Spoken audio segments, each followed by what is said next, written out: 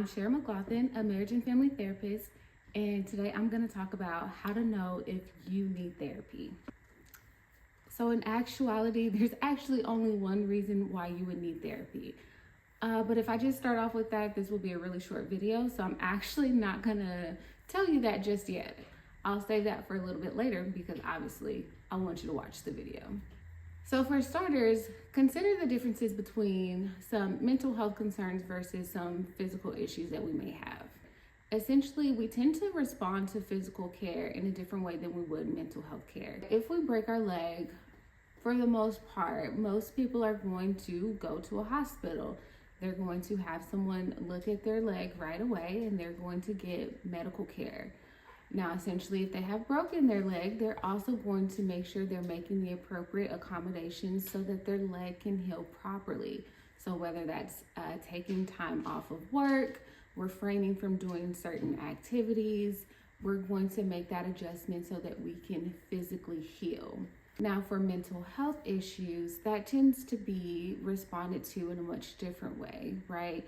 People tend to continue with their day-to-day activities and not be as willing to make the adjustments that are needed to be made in order to properly care for their mental health. So typically people are going to ignore some of the symptoms that they're having that will indicate some mental concerns. They're going to push through, they're going to continue to work, they're not going to do a whole lot of lifestyle changes to accommodate for an experience that they're having. Okay, so back to the original question of how do you actually know if you need therapy, right? So to sum it up, this all fits under one big umbrella as to what does your quality of life look like?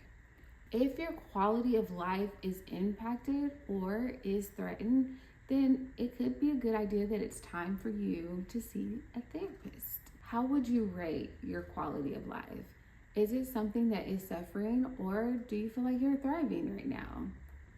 Anytime that our quality of life is threatened or it's starting to suffering, this is a good indication that it's time to talk to someone to help mitigate the impacts of our current circumstances. So some things that you can start to pay attention to that would be an indication that your quality of life is either potentially at risk or it's starting to suffer is to consider any upcoming life events that you have or any life events that you have already experienced. This may look like moving, this could look like having a baby, this could be like launching children, starting a new job. Anytime we go through a life transition, this presents the opportunity for our quality of life to suffer a little bit as we're trying to acclimate to a new norm. Another indication that your quality of life may be suffering is if you're utilizing social media as a tool to kind of diagnose yourself. Are you starting to use social media as a way to compare some things that you're experiencing with that of other people? Are you using social media as a form of research? Social media can be very informative as we have so much information right at our fingertips. Instead of using social media and getting the potential inaccurate information, that you should be working with a therapist to process that information and have it really customized to your own experiences, right? Oftentimes when you see even therapists that are on social media, we are speaking very generically to the generalized population. And so all of what we share is not maybe specific or applicable to your own situation. And it's very important that you work with a professional one-on-one to have context taken into consideration. You may be noticing your quality of life suffering if you're having an increase in symptoms.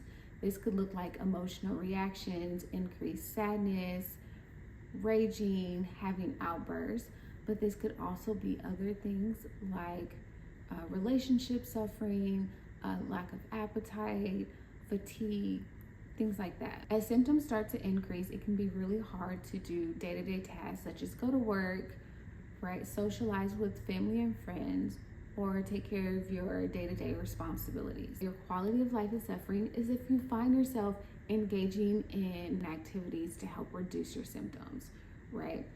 Now, in some aspects, this can be really helpful, right? This is called self-care.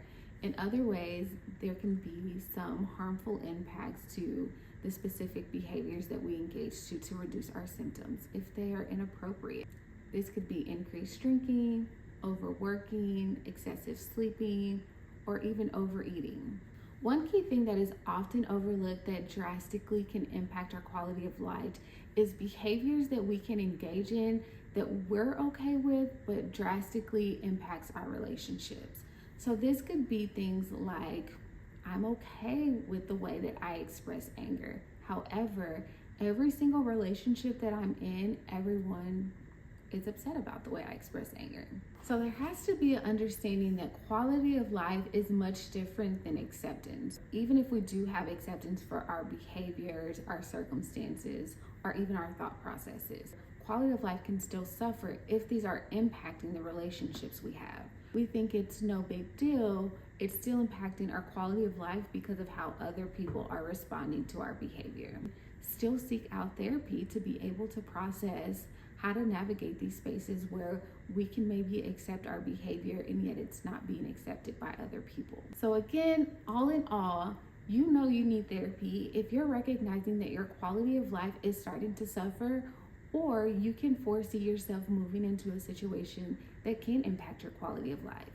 These are good moments to consider if it's time for you to see a therapist, to be able to talk to someone, to be able to process how you can navigate the current experience and the current situation so that you can improve your quality of life. This may look like being able to better communicate with people. This can look like identifying coping strategies. This can even look like expanding your perspective. I hope you found this video helpful. Be sure to like, subscribe, and follow, and I'll see you for the next video.